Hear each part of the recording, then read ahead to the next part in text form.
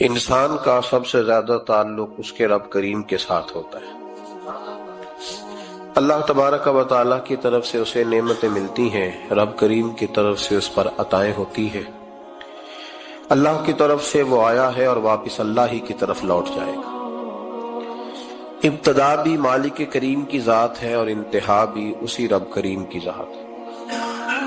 انسان دنیا میں جتنے بھی پیچ و تاب کرتا ہے، جتنی بھی دنیا داری کرتا ہے اور جتنے بھی معاملات میں وہ وقت گزارتا ہے، وہ سارے عارضی ہیں، وقتی ہیں، اور بہت ساری چیزیں تو صرف اور صرف دھوکہ ہیں اور دھوکے کے سوا کچھ بھی نہیں۔ اگر اس کا یہ ذہن بن جائے کہ میں نے اپنے تعلقات کو، اپنے معاملات کو اپنے رب کے ساتھ صحیح رکھنا ہے، تو جب اللہ کے ساتھ اس کے معاملات ٹھیک ہوتے ہیں تو بندوں کے ساتھ خود بخود ہی ٹھیک ہو جاتے ہیں۔ اگر خشیت الہی پیدا ہوتی ہے، خوف خدا اسے نصیب ہو جاتا ہے، اور اگر اللہ تبارک و تعالیٰ کا قرب اسے میسر آتا ہے، اس رستے کا یہ سفر شروع کر دیتا ہے، تو بندوں کے ساتھ تو معاملات ویسے ٹھیک ہو جاتے ہیں۔ اس لیے کہ جب اللہ سے ڈرے گا، نہ دھوکہ کرے گا، نہ فریب کرے گا، نہ جھوٹ بولے گا، نہ کسی شخص کے ساتھ بددیانتی کرے گا، جب اللہ کے ساتھ اس کا تعلق ٹھیک ہے، اور جب یہ اپنے آپ کو آزاد سمجھے گا نا کہ میں ہوں اور میں ہی ہوں اور میں نہیں چلنا ہے، تو پھر یہ اپنی مرضی سے معاملات کو چلائے گا تو خرابی پیدا ہوگی۔ اللہ تبارک و تعالیٰ کے ساتھ انسان کا جو رشتہ ہے، اس میں انسان کی کچھ کمزوریاں آڑے آتی ہیں، گناہ ہو جاتے ہیں، غلطیاں ہو جاتی ہیں۔ ان غلطیوں کے بعد اپنے رب کریم کے ساتھ اپنے تعلق کو مضبوط کرنے کے لیے اللہ رسول نے جو ہمیں وظیفہ دیا اس کو استغفار کہتے ہیں۔ استغفار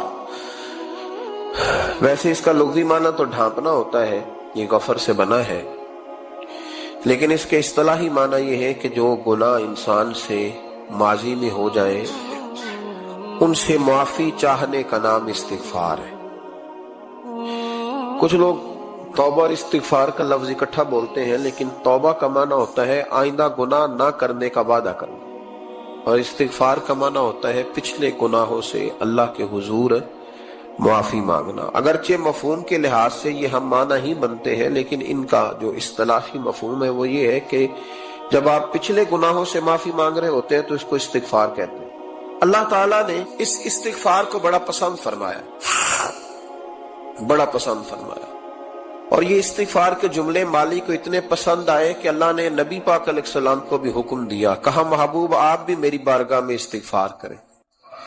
اگرچہ حضور کا استغفار اس معنی میں نہیں ہے، بلکہ نبی پاک کا استغفار تو بلندی درجات کا معاملہ ہے۔ چونکہ استغفار خود ایک عبادت ہے، تو یہ عبادت کرنے کا اللہ نے اپنے محبوب کو بھی ارشاد فرمایا۔ جب فتح مکہ ہوئی تو فرمایا اذا جاء نصر اللہ والفتح، جب اللہ کی مدد آئی تو پھر فتح نصیب ہوئی، وَرَأَيْتَ النَّاسَ يَدْخُلُونَ فِي دِينِ اللَّهِ أَفْوَاجًا، تو پھر آپ دیکھیں گے لوگوں کو، لوگ فوجوں کی فوجیں دین میں داخل ہو رہے۔ لوگ پہلے ایک ایک دو دو کر کے آیا کرتے تھے، تو اب فوجوں کی فوجیں آ رہی ہیں، تو یا اللہ ہم کیا کریں؟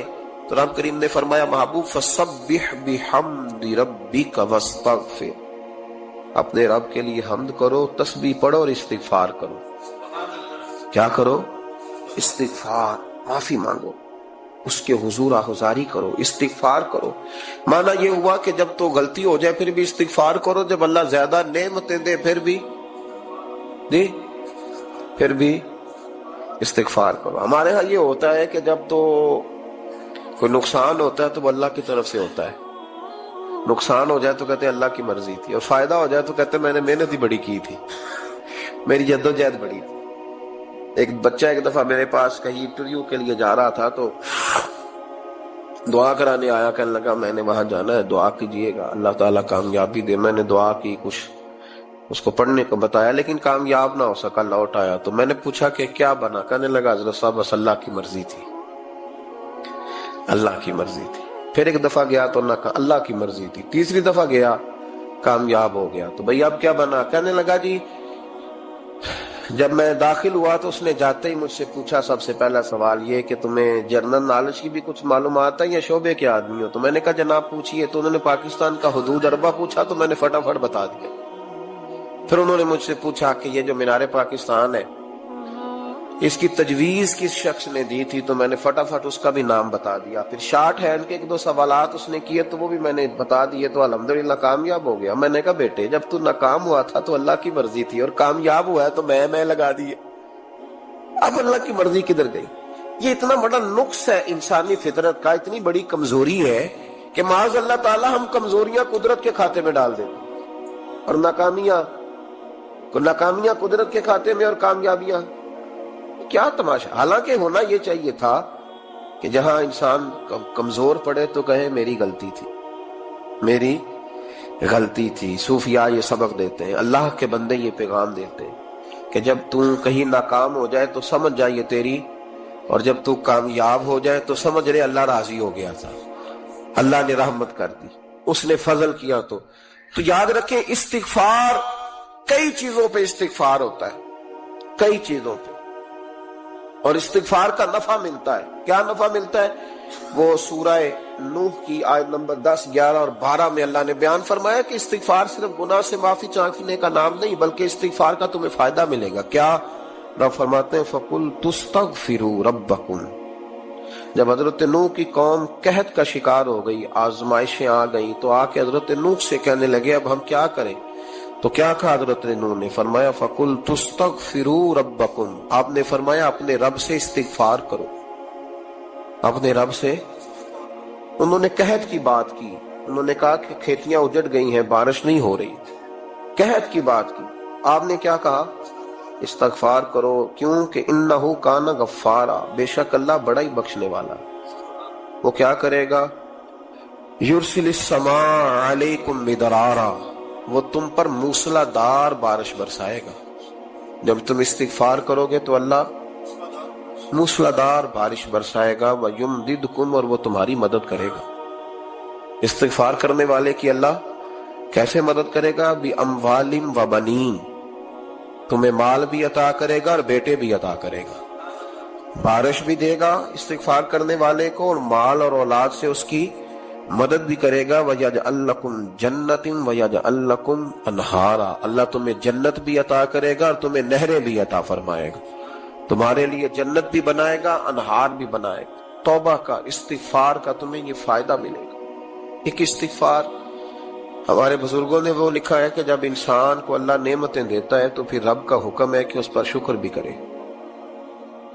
نعمتوں پر اللہ کا شکریہ نہ کرنے پر بھی استغفار کرنا چاہیے. اے اللہ تو نے بڑا کچھ دیا تھا پر میں شکر ادا اس پر بھی. ہمارا تو اب یہ حال ہے کہ جو ہمارے پاس چیزیں ہیں وہ ہم کہتے ہیں یہ تو میرا حق تھا، لیکن جو نہیں وہ مجھے فٹافٹ ملنی چاہیے. مطلب اگر میرے پاس صحت ہے تو اس کو میں اپنا حق سمجھ لیتا ہوں کہ یہ تو میرا، یہ چونکہ ٹھیک ہے جی، یہ تو صحیح ہے، تندرستی ہے، یہ تو ٹھیک ہے، لیکن کار کوئی نہیں، وہ ذرا مل جانی چاہیے. اولاد تو میرے پاس ہے، وہ تو میرا حق تھا، میرا رائٹ تھا، معاذ اللہ وہ تو ہم نے حق بنا لیا. اور میرے پاس بنگلہ کوئی نہیں، وہ مجھے فٹافٹ مل جانا چاہیے. بھئی یہ کس طرح تیرا حق تھا؟ کس حساب سے؟ یعنی جو چیزیں ہیں ان کو سنبھالنے کی فکر نہیں ہے، اور جو نہیں ہے ان کے طلب کی فکر لگی ہوئی ہے. شکر نعمت کو محفوظ کر دیتا ہے، شکر نعمت کو محفوظ کر دیتا ہے، اور ناشکری نعمت کو لَئِن شَكَرْتُمْ لَأَزِيدَنَّكُمْ وَلَئِن كَفَرْتُمْ إِنَّ عَذَابِي لَشَدِيدٌ. اللہ فرماتے شکر کر میں تیری نعمتوں میں اضافہ کر دوں، اور ناشکری کرے گا تو عذاب دوں. شکر نہیں نہ ہوتا، شکر نہیں ہوتا. دیکھیں نا، 100 روپے ابا جی نے دیا ایک بچے کو، اور اس کو کہا کہ جا دکان سے کچھ چیز لے آ، تو وہ 100 روپیہ اس نے رستے میں جاتے ہی کہیں پھاڑ دیا یا گوا دیا. تو اب وہ والد سے دوبارہ 100 مانگتا ہے، تو والد کہتا ہے کہ پہلے 100 کا تو نے کیا کیا؟ نہیں سمجھ آئی آپ کو میری بات؟ پہلے 100 کا کیا کیا؟ تو وہ کہے گا جی باپ میرا دل کرتا تھا میں نے پھاڑ دیا. جوان بچہ ہے، سمجھدار ہے، 12-14 سال کا ہے. میرا دل کیا تھا میں نے پھاڑ دیا، ختم ہو گئی بات. تو ابا نیا 100 دے دے گا؟ سبحان اللہ. کتنے خوش ہو کے آپ کہہ رہے ہیں نہیں دے دینا سو. یہ کیسے ہو سکتا ہے بھائی؟ کروڑ پتی والد بھی ہو تو 100 کا نوٹ دوبارہ دیتا کیوں؟ بیٹا نہیں اس کا؟ پیار نہیں؟ کیوں نہیں دے رہا؟ وہ کہتا تو نے میرے پہلے 100 کی قدر نہیں ڈالی، نیا تجھے کیسے مل جائے؟ انہیں خیال ہی نہیں کیا. تو نے جدوجہد ہی نہیں کی. تو نے حضرت مولا رومی نے مثال دی ہے. جناب رومی فرماتے ہیں کہ بغیر محنت کے لوگوں کو اللہ نے نعمتیں دی ہیں تو انہوں نے شکر ہی نہیں ادا کیا. اندھے سے پوچھ آنکھ کی قدر کیا ہے. پوچھ اندھے سے، پوچھ معذور سے کہ ٹانگوں پہ چلنا کتنی بڑی نعمت ہے. کبھی پوچھ اس سے جس کا مکان تو ایک کنال میں ہے پر رونے والا بچہ کوئی بھی نہیں. پوچھ اس سے جس کی جیبیں دولتوں سے بھری ہوئی ہے پر کوئی نہیں کہتا کہ ابا 10 روپے دینا.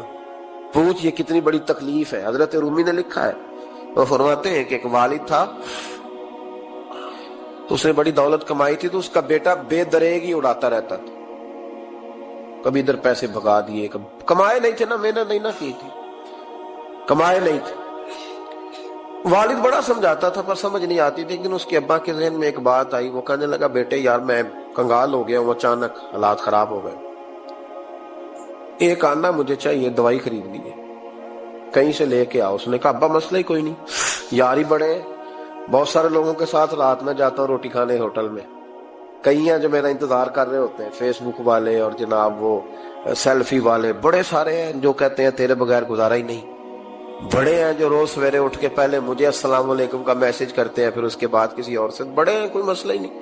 ایک کے پاس گیا، ایک آنا چاہیے، اس نے دے دیا، لا کے ابا کو دیا. تو ابا گھر کے اندر جو امیر لوگ ہوتے تھے گھر میں کنواں کھدوا لیتے تھے. ابا کنویں کے کنارے بیٹھا تھا، جب بیٹے نے آنا لا کے رکھا تو اس نے پانی میں پھینک دیا. اگلی صبح پھر کہا بیٹے ایک آنے کی ضرورت ہے، دوا خریدنی ہے. اس نے کہا مل جائے گا. 2 4 5 دوست ابھی ہیں بڑے مالدار، ان سے جا کے کہا، ایک سے آنا لایا، ابے نے پھر پھینک دیا، تیسرے دن بھی پھینک دیا، چوتھے دن بھی. یار اب ختم ہو گئے. کچھ آہستہ آہستہ دوستوں کو پتہ چل گیا کہ کنگال ہو گیا ہے. خبر پھیل جاتی ہے نا، اب بھوکا ہو گیا. اب آہستہ آہستہ موبائل بند ہونے لگے، آہستہ آہستہ جو ہے وہ نمبر بلاک ہونے لگا، حالات بگڑ گئے. اب جب اسے پتا تھا کہ یار تو اب دروازہ کھٹکھٹاتا ہوں تو کہتے ہیں کہ اسے کہہ دو میں گھر نہیں، ابا نے تو آنا مانگنا ہے اور میں بے دریغ دولت ابا کی اڑاتا رہا ہوں، اب یہ بھی نہیں کہہ سکتا کہ مجھے دیتا کوئی نہیں. شہر سے باہر نکل گیا، سارا دن مزدوری کی، جد و جہد کی، کبھی کام کیا نہیں تھا، ہاتھوں پہ چھالے پڑ گئے. بڑا مشکل ہوتا ہے جن لوگوں نے کام نہ کیا ہو، انہیں کرنا پڑ جائے تو تکلیف کا شکار ہو کے ایک آنا کمایا، شام کو لا کے والد کی ہتھیلی پہ رکھا تو اس نے پھینکا نا جب کنویں میں تو چیخ پڑا، کہنے لگا ابا جی آپ سیاڑے بیاڑے بندے ہیں، روز پیسے لا کے دیتا ہوں، کنویں میں پھینک دیتے ہو، کوئی کرنے والی بات کرو، نہیں دوائی کھانی تو نہ کھاؤ، ضائع کیوں کرتے. بیٹے کو باپ نے تھپکی دے کے بٹھا لیا. اس نے کہا بیٹا میں نے پہلے دن تو نہیں پھینکا، تو 7واں دن میں روز پھینکتا ہوں، آج تیری چیخیں کیوں نکلی؟ کہنے لگا ابا پہلے ادھار کے تھے آج مزدوری کے ہیں. نہیں سمجھ آئی بات؟ پہلے بولیے اور آج میری محنت ہے، مزدوری ہے، جد و جہد ہے. تو والد کہنے لگا بیٹے یہی میں تجھے سمجھانا چاہتا تھا، وہ میرے بھی محنت کے ہیں جو تجھ روز یاروں کو کھلا آتا ہے، میں نے بڑی جد و جہد سے جمع کی ہے، میں کنگال نہیں ہوا، صرف تجھے سمجھانا تھا. او بھائی یہ آنکھیں تیری محنت کی نہیں نا، اس لیے تو شکر نہیں ادا کرتا. یہ وجود، یہ ٹانگیں، یہ شعور، یہ تیری جد و جہد کا نہیں. جو عقل کی دولت اللہ نے دیا نا یہ تیری محنت کی نہیں. اگر محنت کی ہوتی تو سجدے میں پڑا رہتا، تو خیال کرتا اللہ نے آنکھیں دی ہے قرآن دیکھنے کے لیے. جب کوئی کسی گندی چیز کو دیکھتا ہے تو ناشکری کرتا ہے، جب غلط طرف اٹھاتا ہے یہ چیزیں تو ناشکری کرتا ہے. صاحبو یاد رکھنا اور اس پر ضرور غور کرنا کہ جب نعمتوں کا شکر ادا نہ کیا جائے تو پھر ہمیں استغفار کا حکم دیا گیا ہے. پھر کیا کرنا ہے ہم نے؟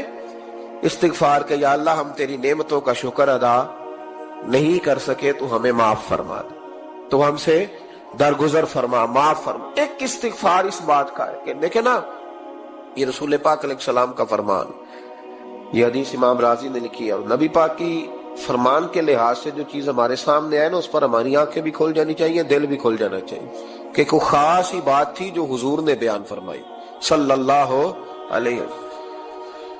سرکار دو عالم علیہ السلام نے فرمایا ایک آدمی نے 500 سال بغیر ریاکاری کے اللہ کی عبادت کی. کتنے سال؟ 500 سال. یہ 5 سال نہیں ہوتی بغیر ریاکاری کی. تہجد پڑھنے والا جب تک 6 لوگوں کو بتا نہ دے تہجد پڑھی ہے اتنی دیر تو تہجد آگے بڑھتی نہیں. کم از کم 6 بندوں کو پتا ہونے چاہیے. اور میرے جیسے حاجی نمازیوں کا تو دل کرتا ہے کہ وظیفے پہ بندہ رکھا جائے جو تعریفیں کرے صبح شام. بھائی صاحب کی کیا بات ہے، حضرت صاحب کی وظیفہ دیں گے اس کو مہینے کا، وہ تعریف کرے کھول کے کہ آپ کی بڑی بات۔ یہ مرض ہے، تعریف سننا نا یہ بیماری ہے، اس نے جھوٹ کو جنم دیا ہے، بہت بڑا مرض ہے۔ حضرت سعدی نے اس پر بہت بڑے مقالہ جات لکھے ہیں اور فرماتے ہیں یہ مرض کچھ لوگوں میں بہت زیادہ ہوتا ہے۔ ایک امیروں میں، امیر لوگ ناراض نہ ہو جائیں پر انہوں نے کہا ہے تو کوئی حکمت ہوگی نا، امیروں میں تعریف سننے کا مرض بہت زیادہ ہوتا ہے۔ فرماتے ہیں ایک بادشاہوں میں اور تیسرا عورتوں میں، ان میں یہ بیماری بہت زیادہ ہوتی ہے۔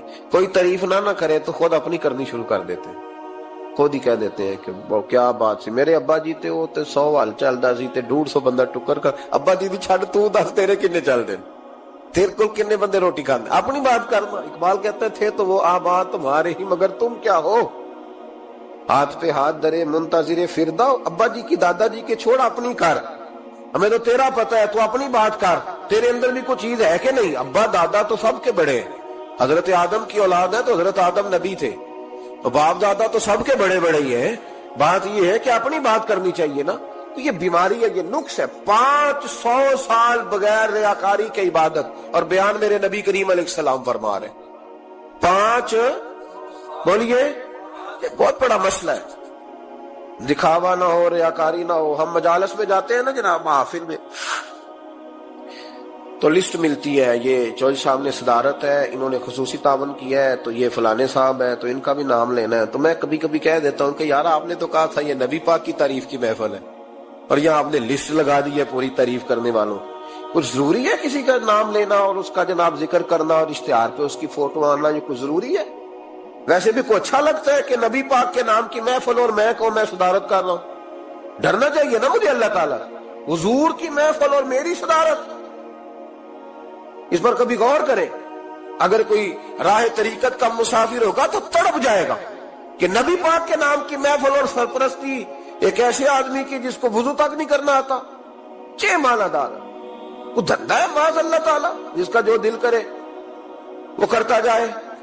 500 سال بغیر ریاکاری کی عبادت کی، 5 بڑا مشکل ہوتا ہے۔ حضور فرماتے ہیں یہی بندہ جب اللہ کے حضور کھڑا کیا جائے گا تو رب کریم اس سے کہے گا کہ چلو اس کو میرے فضل سے جنت میں لے جاؤ۔ تو عرض کرے گا مالک فضل تو ٹھیک ہے پر 500 سال لگائے میں نے، 5۔ وہ مولوی صاحب میری طرح کے بیچارے جو امام مسجد ہوتے ہیں نا، تو وہ بھی کہتے ہیں جب میں آیا تھا تو 30 بچے تھے مسجد میں، اب 80 ہو گئے۔ اور بھائی یہ بندوں کو بتانے کی کیا ضرورت ہے، یہ تو اللہ کی رضا کے لیے ہے نا، تو چھوڑ اس میں اتنا تذکرہ کرنے کی کیا حال ہے۔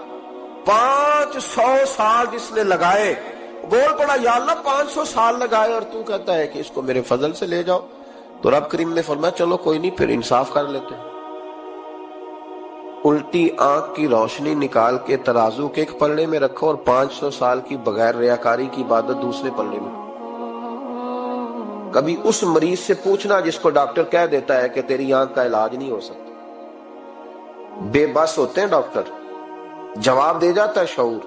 پوچھ کبھی اس شخص سے کو کہتے ہیں بس جناب اب آپ اپنی آنکھیں موجود ہونے کے باوجود آپ دیکھ نہیں سکتے، اتنی موٹی آنکھ لگی ہوئی ہے، لیکن روشنی اللہ چاہے تو دیتا ہے، نہ چاہے تو نہیں دیتا۔ 5 ایک آنکھ کی روشنی ایک پلڑے میں رکھ لو اور دوسرے میں 500 سال کی عبادت رکھ دی، اللہ اکبر۔ تو رب کریم نے فرمایا اب تولو، جب تولی تو وہ عبادت تھوڑی تھی اور ایک نعمت زیادہ تھی۔ اللہ نے فرمایا یہ تو بھائی اس کو تو 500 سال دیے تھے، یہ تو ایک نعمت کا شکر نہیں ادا کر سکا، پکڑو اس کو دوزخ میں ڈالو۔ ایک کر کے کیا آیا ہے، پکڑو جہنم میں ڈالو، اس کو لے چلو۔ ترمذی شریف کے لفظ ہیں، نبی پاک نے ہمیں سمجھایا اور ایک جملے میں ساری بات ختم کر دی۔ حضور فرمانے لگے تو اللہ کی تھوڑے دیے ہوئے رزق پہ راضی ہو جا، وہ بھی تیری تھوڑی عبادت سے راضی ہو جائے گا۔ اور اگر تیرا پروگرام ہے نا لمبی چوڑی جائیدادوں کا، تو پھر سجدے بھی لمبے کر، پھر لمبے کرنا تو بھی۔ یہ کیا بات ہوئی، یہاں جتنی دولت بڑھتی جاتی ہے عبادت سکڑتی جاتی ہے، وقت ہی نہیں، ٹائم ہی نہیں، یہ بڑھا پھر۔ تو جب دوزخ میں جانے لگا نا تو پھر خیال آیا، تو حضور فرماتے استغفار کرنے لگا، کہنے لگا اللہ میں بھول گیا تھا، اللہ مجھے غلطی لگ گئی، استغفار کر رہا۔ تو جب اس نے استغفار کیا تو رب کریم تو پہلے ہی بڑا قبول کرنے والا ہے، یا اللہ میں بھول گیا تو فرمایا چلو جو استغفار کرے اسے تو میں ویسے ہی معاف کر دیا کرتا ہوں، اسے بخش دو، اسے میرے فضل سے جنت میں لے جاؤ۔ پہلا استغفار ہمارے بزرگ نے ایک مراقبہ کراتے تھے۔ مراقبہ ان فی خلق السماوات والارض واختلاف اللیل والنہار لآیات لأولی الالباب۔ مراقبہ ہوتا تھا اللہ کی نعمتوں پر غور کرنے کا نام۔ تو اکیلا بیٹھ، گردن جھکا اور غور کر خدا کا فضل کتنا ہے اور میری اس میں محنت کتنی، اس کا شمار کر۔ اس طرح کر کے دو خانے بنا، ایک خانے میں اللہ کی نعمت رکھ اور دوسرے میں پھر اپنی محنت رکھ۔ اس کو کہتے ہیں مراقبہ۔ یہاں سے مراقبہ سٹارٹ ہوتا ہے۔ اور اگر تو شکر ادا کر رہا ہے تو پھر ٹھیک ہے، ورنہ پھر استغفار کر، پھر اللہ کے حضور معافی مانگ، پھر اس کے حضور آہوزاری کر، پھر اس سے کہہ کہ وہ معاف کرے۔ ہم لوگ یہ والا مراقبہ نہیں کرتے، اس لیے جو چیز ہے وہ تو میرا حق تھا، مجھے فٹافٹ دوسری بھی چاہیے۔ استغفار کریں اس لیے کہ ہم شکر ادا صحیح طور پر کر سکے۔ پھر اس کے بعد دوسرا استغفار اس وقت ہوتا ہے اللہ اکبر کہ جب انسان باشعور زیادہ ہو پر بے عمل بھی اتنا ہی زیادہ ہو، اسے بھی استغفار زیادہ کرنا چاہیے۔ اب میرے سمیت کسی بھی آدمی کو چھیڑیں گے نا تو دنیا اور معافی ہاں کی وہ باتیں کرے گا، لیکن جب اس کا عمل دیکھا جائے گا تو کچا سا، پلا سا، کمزور سا۔ یعنی ایسے لوگ ہیں جو ماں باپ کی عظمت پر 6 گھنٹے تقریر کر سکتے ہیں، لیکن اگر ان کی اماں سے جا کے پوچھا جائے کہ بیٹے کا حال کیا ہے جی، تو کہتے ہیں بڑی تکلیف میں ہو، اپنے بیٹے کے سبب سے وہ بڑی آزمائش کا شکار۔ بھئی تیری 6 گھنٹے کی تقریر کا معنی کیا ہوا؟ تو لفظوں کے گورکھ دھندے کا ماہر ہے۔ لفظوں میں ادھر گیا ہوا تھا بڑی دور پنجاب کے ایک شہر میں، تو ایک صاحب مجھے کہنے لگے کہ میری 21ویں سالانہ محفل ہے۔ میں نے کہا آپ نماز پڑھتے ہیں؟ کہتے نہیں۔ تو میں نے کہا محفل کا کیا معنی رکھا ہوا ہے آپ نے؟ یہ کیا ہے؟ رسم ہے؟ فلاں بہت بڑے عالم کو میں نے بلایا، فلاں کو بھی بلایا، فلاں نعت خامی کو، یہ کیا ہے؟ اگر تو نمازی نہیں آج تک، اس کو کیا سمجھتا ہے تو؟ میرے بھی فلاں بزرگ سے بھی تعلقات ہے، تو نے کیا حاصل کیا ان سے؟ تعلقات کا کیا مطلب ہوتا ہے؟ فوٹو آتی ہے ساتھ، اخباروں میں تصویر لگ گئی، فیس بک پہ آ گیا کہ میں ان سے ملا ہوں، اتنا تعلق ہے؟ یہاں تو بھائی خوشبو کے قریب سے بندہ گزر جائے تو خوشبو آنے لگ جاتی ہے۔ تو نے پایا کیا؟ شعور ہونا اور عمل نہ ہونا بہت بڑی مصیبت ہے۔ اس سے اللہ کی بارگاہ میں استغفار کرنا چاہیے۔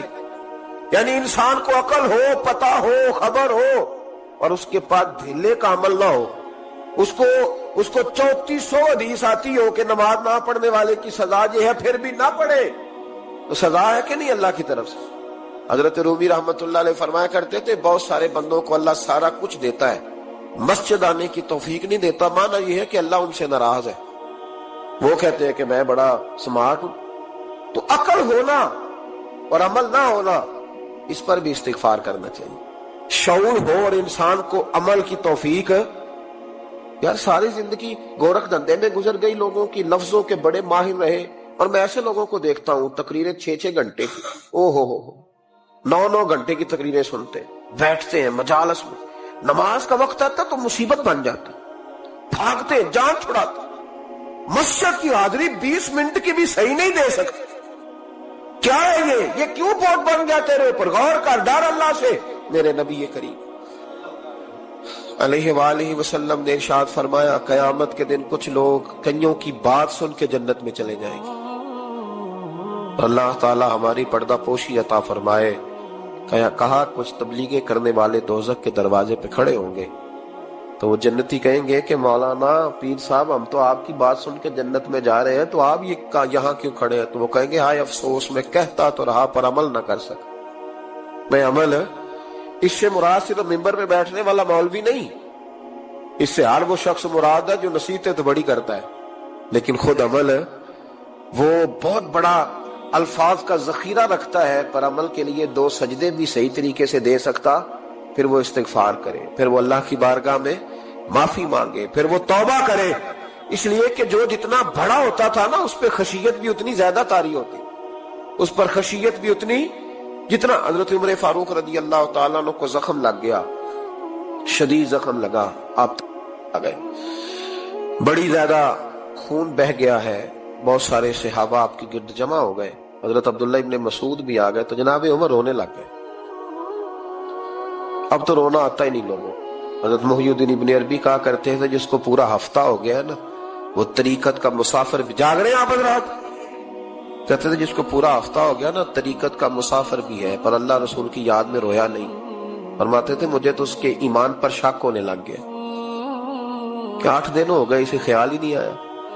حضرت عمر میدان میں جس شخص کے کبھی پاؤں نہیں لڑکھڑائے، اللہ رسول کی بات آتی تھی تو دریا بہتے تھے آنسو، یہاں حال ہی کوئی نہیں، خشک جملے اور جناب موٹے موٹے تراشے ہوئے فکرے اور لفظوں کی ہیرا پھیری، اس کے علاوہ کوئی چیز نظر ہی نہیں آتی۔ حضرت عمر رونے لگے، آخری وقت ہے، تڑپ رہے ہیں، آنسو بہ رہے۔ حضرت عبداللہ ابن مسعود آ گئے، انہوں نے کہا عمر تیری ہجرت بھی بڑی باکمال تھی، تیرا اسلام قبول کرنا بھی بڑا ہی باکمال تھا، حضور بھی تجھ سے ہمیشہ راضی رہے۔ عمر تو روتا کیوں ہے یار؟ بات تو یہ ہے کہ جب تو نے خلافت سنبھالی تو پھر تیرے طریقے بھی باکمال ہی تھے، اور جب تو میدان میں اترتا تھا پھر بھی تیرے معاملات باکمال تھے، اور جب تو مال غنیمت بانٹتا تھا پھر بھی تو باکمال۔ یار ہر موقع پہ تو باکمال تھا، تو جاتے دفعہ روتا کیوں ہے؟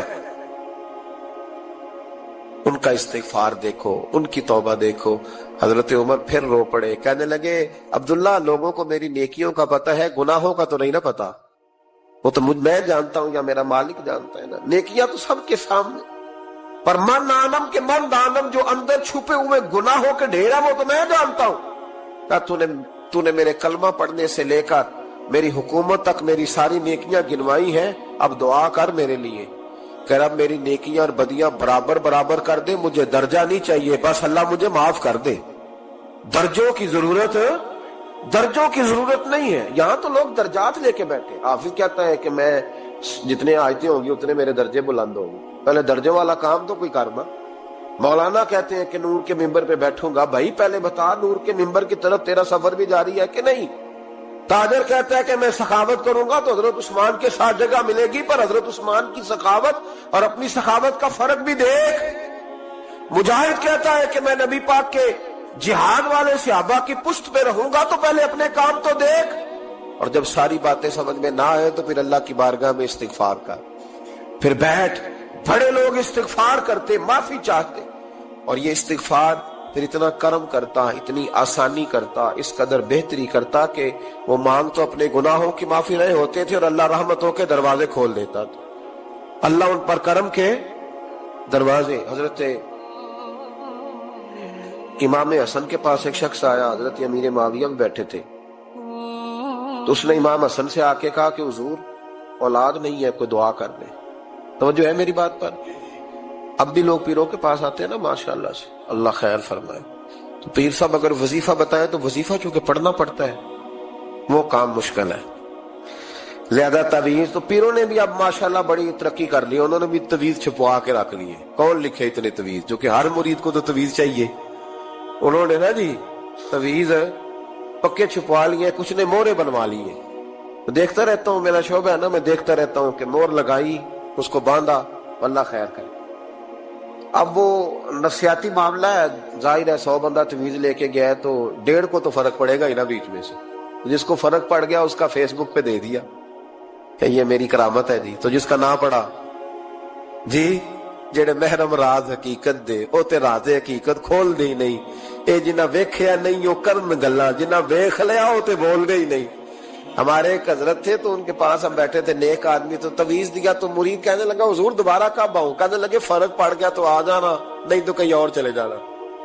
اس لیے کہ شیخ عبدالعزیز دباغ رحمت اللہ علیہ کے ایک مرید نے کہیں تنقید کر دی تھوڑی سی، یہ لفظ بسنا بہت بڑے ہیں، ان کی میں تشریح نہیں کروں گا، جتنے جملے اتنی بات کر کے بیت جاؤں گا، ان کی تشریح نہیں ہو سکتی، یہ ان کی توضیح نہیں ہو سکتی، کچھ تفصیل نہیں ان کی ہو سکتی، یہ جملے بڑے، میں کوئی تشریح نہیں کروں گا۔ اس نے کہا کہ حضور فلاں فلاں فلاں فلاں جگہ مجھے پریشانی ہے آپ کے حوالے سے، تو آپ فرمانے لگے میں نے کون سا باندھا ہوا ہے، نہیں سمجھ میں بات آتی تو کہیں اور چلا جا، باندھ کے رکھا نہیں، دروازے کھلے ہوئے، کہیں اور چلا جا، ختم ہو گئی بات۔ تنقید کرنے کی ضرورت چھٹی، اس لیے کہ وہ لوگ بت نہیں بناتے تھے کہ بس ادھر ہی پوجا کرنی ہے کہ کہیں اور نہیں جانا.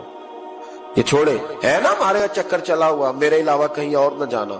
شیخ عبد الوہاب شرونی فرمایا کرتے تھے یہ تو نقص ہے تیرے اندر کا، یہ تو تیرے اندر کا نقص ہے. اگر تو قابل ہوتا تو کہتا جا سنگیا سارا زمانہ دیکھا، اگر کو میرے جیسا ملا تو چلا جانا، اور اگر میری طرح کا نہ ملا تو پھر کہیں اور جا دیکھا سارا.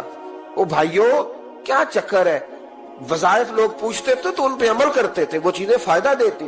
حضرت امام حسن سے آ کے وظیفہ پوچھا، اس شخص نے کہا حضور اولاد کوئی نہیں تو وظیفہ بتایا، تو آپ نے فرمایا استغفار پڑھا کر. کیا کر؟ اس نے کہا ٹھیک ہے. تو حضور پھر میں دوبارہ کب آؤں؟ تو امام حسن کہنے لگے بے اولاد ہے نا تو، استغفار کا وظیفہ بتایا نا؟ کہا ہاں. فرمانے لگے اب اس وقت آنا جب اللہ تجھے 10 بیٹے عطا کرے گا. کتنے؟ 2 4 نہیں، 10 ہی کہہ دیے. تو حضرت امیر معاویہ رضی اللہ تعالیٰ دیکھا، کہنے لگے حسن اتنا بڑا دعویٰ. آپ فرمانے لگے میں نے کہہ دیا نا تو اللہ فضل کرے گا. ہاں ہاں اللہ خیر کرے گا، خیر ہو جائے گی. وہ شخص کئی سالوں کے بعد آیا، کئی سالوں کے بعد. تو حضرت امیر معاویہ کو بھی ساتھ لایا، کہنے لگا حضور اللہ کے فضل سے اللہ نے 10 بیٹے عطا فرمائے، پورے 10 ہی اللہ نے دیے. تو حضرت امیر معاویہ کہنے لگے جناب بات تو آپ کی سچی ہو گئی، پر مجھے بھی بتائیے وظیفہ کہاں سے لیا؟ فرمانے لگے قرآن پاک سے، سورہ نوح کی 10 11 12 آیت پڑھو. اللہ فرماتے ہیں تم استغفار پڑھو، میں تمہاری بیٹوں سے بھی مدد کروں گا، مالوں سے بھی مدد کروں گا. تو میں نے استغفار بتائی تھی اور قرآن میرے اللہ کا ہے، رب کا وعدہ جھوٹا ہو سکتا؟ فرمایا 10 بیٹے ملنے تھے، میں نے کہہ جو دیا تھا. اور میرے بھائیوں یاد رکھے استغفار اللہ کی رحمت نازل کر. ایک ہوتا ہے خوف، ایک ہوتی ہے خشیت. خوف والے لوگ توبہ کرتے ہیں، خشیت والے استغفار کرتے ہیں. ایک ہوتا ہے خوف، ایک ہوتی ہے خشیت والے استغفار کرتے ہیں. نبی کریم علیہ السلام نے فرمایا میں دن میں 100 مرتبہ استغفار کرتا ہوں، دن میں. توبہ والا کہتا ہے کہ میں بھول گیا تھا مجھے معافی مل جائے، اور خشیت والا کہتا ہے میرا یار ناراض نہ ہو جائے، وہ استغفار ہی کرتا رہتا ہے، وہ معافی حضرت رومی نے مثال دی ہے. فرماتے ایک عورت تھی تو بھیک مانگا کرتی تھی. ایک دن بادشاہ کے دروازے پہ بھیک مانگنے گئی تو بادشاہ کو پسند آ گئی، اس نے نکاح کر لیا. 20 کنیزائیں اس بی بی کے پاس تھی خدمت کرنے کے لیے، روٹی دینے کے لیے، کپڑا دینے کے لیے، لیکن وہ ہر وقت روتی رہتی تھی، ہر وقت روتی. ایک سمجھدار کنیز کہنے لگی کہ ملکہ اب تیرا درجہ بہت بڑا ہے، تو ہر وقت روتی رہتی ہے، معافیاں ہی مانگتی رہتی ہے ہر وقت، کون سی ایسی نعمت ہے جو تیرے پاس نہیں؟ تو وہ کہنے لگی اس لیے تو روتی ہوں. کیا مانا؟ کہنے لگی اس لیے روتی ہوں کہ میں اس قابل نہیں تھی جو مجھے مل گیا، کہیں میرے سر کا سائیں ناراض نہ ہو جائے، وہ کہیں بگڑ نہ جائے. مجھے پتا ہے کہ میں کیا تھی اور مجھے کہاں تک پہنچا دیا. میں روتی اس لیے ہوں کہ کبھی کہیں وہ ناراض. حضرت عمر اس لیے روتے تھے کہ کہیں مصطفیٰ ناراض نہ ہو جائے. حضرت ابو بکر اس لیے تڑپتے تھے کہ کہیں اللہ کا فضل روٹھ نہ جائے. یہ جو مولا علی اپنے کمرے میں بیٹھ کے زور زور سے استغفار پڑھتے تو اس لیے نہیں کہ بڑے پاپ تھے جن کی معاذ اللہ معافی مانگتے تھے، اس لیے کہ رب رسول کہیں ناراض نہ ہو. خشیت تھی کہ جہاں ہم پہنچے ہوئے کہیں وہاں سے واپس. استغفار بندے کی اللہ سے صلح کرا دیتا ہے، بندے کی رب سے صلح ہو جاتی ہے جب استغفار. دیکھیں نا بڑی سادی سی بات ہے کہ 2 بھائی ناراض ہوں تو بڑا کہتا ہے اس نے میری بے ادبی بڑی کی، تو چھوٹا اگر پاس آ جائے اور پیر پکڑ لے کہ چل یار معاف کر دے، تیرا بھائی نہیں. پتہ کیا ہوتا ہے؟ صرف معافی نہیں ملتی، ہاں صرف معافی نہیں. چھوٹے نے بے ادبی کر دی، بڑے کو تکلیف ہوئی، بات جب آگے بڑھی نا تو بڑے نے شکوہ کیا. جب لوگوں نے چھوٹے کو سمجھایا تو چھوٹا جب معافی مانگتا، ادھر دیکھو میری طرف، جب چھوٹا معافی مانگتا ہے نا اٹھ کے جاتا ہے اور بڑے کے پیر پکڑتا ہے تو میرا معاف نہیں کرتا، بڑا رو بھی پڑتا ہے، بڑا رو بھی پڑتا ہے. اور وہ کہتا ہے کہ وہ میں اور تم اماں کے پاس اکٹھے بیٹھتے، ایک باپ کی موٹر سائیکل پہ اکٹھے بیٹھتے، تو تیرا اور میرا رشتہ اتیار تو نے یہ کیوں؟ وہ جو آنسو نکلتے ہیں نا وہ درد ہوتا ہے، وہ کیف ہوتا ہے، وہ سوز ہوتا ہے، وہ لذت ہوتی ہے، وہ پیار ہوتا ہے. رب کہتا ہے تو معافی مانگ، انہو کان غفارا، تو معافی مانگ، میں تجھے معاف بھی کروں گا، تیرے اوپر رحمت بھی فرماؤں گا. تیرے اوپر کرم نوازی بھی کروں گا، تجھے نواز دوں گا، تجھے عطا کروں گا۔ حضرت موسیٰ کلیم اللہ علیہ السلام کا زمانہ مبارکہ تھا، قحط پڑ گیا، بارش نہیں ہوتی۔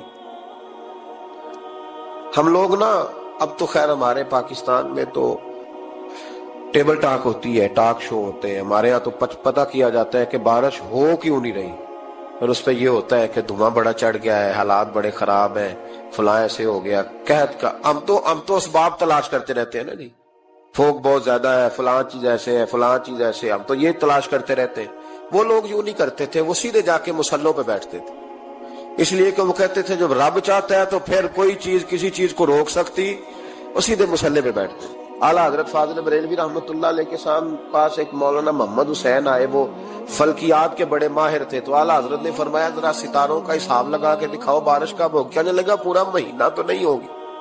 تو اعلیٰ حضرت رحمۃ اللہ علیہ فرمانے لگے کہو کہ میرا علم کہتا ہے مہینہ نہیں ہوگی، اللہ چاہے تو ابھی ہو سکتی ہے۔ کہنے لگا جی وہ تو ٹھیک ہے پر میرا علم، وہ جیسے روز لوگوں نے پیر نیٹو حسین شاہ صاحب نہیں کھولے ہوتے کہ بارش کب آئے گی، اور اس کی طرف نہ دیکھ، مصلے پہ بیٹھ، مہربانی کر مصلے پہ بیٹھ، اللہ کی بارگاہ میں حاضر ہو، اسے معافی مانگ، اسے منا تاکہ وہ رحمت کی بارش۔ کہنے لگا جی میرا علم کہتا ہے۔ تو اعلیٰ حضرت فرمانے لگے پھر وہی بات، تو کہہ اللہ چاہے تو بارش ابھی، لیکن یہ جو اڑ گئے ہیں نا بیچارے، یہ اڑ ہی گئے ہیں، یہ جہاں الجھ گئے ہیں وہاں یہ لوگ الجھ گئے، اللہ ہمیں الجھنے سے محفوظ فرمائے۔ اعلیٰ حضرت اٹھے تو فرمایا ٹائم کیا ہوا ہے گھڑی پہ؟ کہنے لگا جی 12۔ تو اعلیٰ حضرت نے گھڑی گھمائی، اب کیا بج گیا؟ کہنے لگا 4 بج گئے۔ فرمانے لگے بج گئے نا 4؟ کہنے لگا جی آپ نے گھڑی گھما جو دی ہے۔ فرمانے لگے اللہ بھی جب چاہے تو ستارے گھما دیتا ہے، اللہ بھی ستارے گھما دیتا ہے بارش۔ کہنے لگا جی وہ تو ٹھیک ہے پر مہینہ نہیں ہو سکتی۔ اڑا ہوا بندہ اس کا کوئی علاج ہے؟ جو اڑ جو جائے اس کے لیے قرآن کہتا ہے وَإِذَا خَاطَبَهُمُ الْجَاهِلُونَ قَالُوا سَلَامًا، اسے سلوٹ کرو دور سے، اسے کو تو جان اور تیرا۔ کہنے لگا جی ہو نہیں سکتی پورا مہینہ۔ فرمانے لگے یار تو جا اپنا کام کر۔ وہ شخص کہتا ہے میں نے دروازہ کھولا اعلیٰ حضرت کا، کمرے سے باہر نکلا تو تیز بارش ہو رہی تھی، واپس آیا تو میں نے کہا احمد رضا یہ عقیدہ کہاں سے لیا ہے؟ فرمایا دروازہ مصطفیٰ سے لیا ہے صلی اللہ علیہ وسلم۔ تو یاد رکھیں کہ اللہ کو منانا چاہیے، استغفار کرنا چاہیے، اس کی برکات۔ حضرت موسیٰ ساری قوم کو لے کے نکل گئے۔ آؤ بھائی میدان میں اللہ کی بارگاہ میں استغفار کریں اور بارش کا سوال کریں، بارش مانگے۔ جب باہر نکلے دیر تک دعائیں ہوتی رہیں تو حضرت موسیٰ علیہ السلام کو رب کریم نے وحی فرمائی کہ موسیٰ آپ کی قوم میں نے ایک شخص ہے جس کو 40 سال ہو گئے نافرمانی کرتے، اس نے رب سے صلح نہیں کی۔ کتنے لوگ ہیں؟ ایک، اور 40 سال سے وہ نافرمان ہے، اس کو مجمع سے نکال دو بارش ہو جائے۔ اگر ایک گناہگار کی وجہ سے بارش رک جاتی ہے، اور جہاں دروازے کھلے ہوئے ہوں، جہاں تنہائیاں خوفناک ہوں، اور جہاں تباہی اتری ہوئی ہو، اور جہاں لوگ کروڑوں روپیہ مال ہڑپ کر گئے ہوں، اور جہاں علماء کو ہاتھ کڑیاں لگا کے ٹھنڈی زمینوں پہ لٹا دیا جائے اور قوم کہہ رہی ہو اچھا ہوا اچھا ہوا، اور لوگ پھبتیاں اڑا رہے ہوں، مذاق کر رہے ہوں، تو پھر اس قوم پہ کس طرح کر کے فضل الہی۔ اور یہ مولوی کا معاملہ نہیں، یہ تو ممبر رسول کا معاملہ ہے۔ میرے مصطفیٰ نے یہ نہیں کہا پیر میرا وارث ہے، حضور نے فرمایا عالم میرے دین کے وارث ہے۔ ہاں حضور نے فرمایا جس نے عالم کے چہرے کا دیدار کیا سمجھے میں نے اپنے نبی کی زیارت کی ہے۔ لیکن یہاں تو خیر یہ عنوان نہیں، ورنہ میں اس پر جاتا۔ ہائے، وہ کہا ایک بندہ ہے 40 سال سے اللہ کی نافرمانی کر رہا ہے، وہ اگر نکل جائے تو بارش ہو جائے گی۔ حضرت موسیٰ نے اعلان کر دیا بھی ایک شخص ہے، وہ اگر نکل جائے تو بارش ہو جائے گی۔ پتہ تو ہوتا ہے نا سب کو، مجھے بھی پتہ ہے کہ میں اندر سے کیسا ہوں، اور آپ کو بھی خبر تو ہوتی ہے نا جی۔ جب بات ہو رہی ہوتی ہے تو پھر پتہ تو چلتا ہے نا کہ بات کہاں جا کے سیٹ ہو رہی ہے، پتہ چلتا ہے نا۔ اسے بھی چل گیا پتہ، اب اندر ہی اندر رونے لگا۔ اور دیکھو امام رازی اور امام غزالی دونوں نے لکھا ہے کہ اس درد سے رویا، اس درد سے کہ ادھر والے کو بھی پتہ نہ چل جائے، مجمع کے اندر کھڑا ہے اور ادھر والے کو بھی استغفار، دیکھو ادھر والے کو پتہ نہ چل جائے اور ادھر والے کو بھی کہیں ہجوم میں غم میں بھی توہین نے ضبط غم نہ ہوئی، ہم اس احتیاط سے روئے کہ آنکھ نم نہ ہوئی۔ ہجوم میں غم میں بھی توہین نے ضبط غم نہ ہوئی، ہم اس احتیاط سے روئے کہ آنکھ نم نہ ہوئی۔ روئے بھی پر کسی کو آنسو نہیں دیکھنے دیے۔ اب اس درد سے کہتا ہے اللہ تو تو معاف کرنے والا ہے نا، تو تو معاف کرتا ہے، پردہ پوشی کرتا ہے، اور مالک اگر لوگوں کو پتہ چل گیا تو میرے تو بچوں کا بھی جینا حرام کر دے، یا اللہ میری تو آنے والی نسل بھی تڑپ کے وقت گزارے گی۔ مالک تو معاف کر دیا کرتا ہے، لوگ نہیں معاف کرتے۔ اے اللہ یہ میری خوبیاں بھول جائیں گے، میری خامیوں پر بات، مالک میں یہ ذلت نہیں برداشت کر سکتا، فضل فرما۔ حضرت موسیٰ نے دوبارہ اعلان کیا نکلتے ہو کہ نہیں نکلتے؟ پھر تڑپا خداوندا مجھے بے آبرو نہ کر، یہ ذلت اور رسوائیاں یہ نہیں برداشت ہوتی، اللہ درگزر۔ حضرت موسیٰ نے تیسرا اعلان کیا نکلتا ہے یا میں پھر اس کا نام لوں؟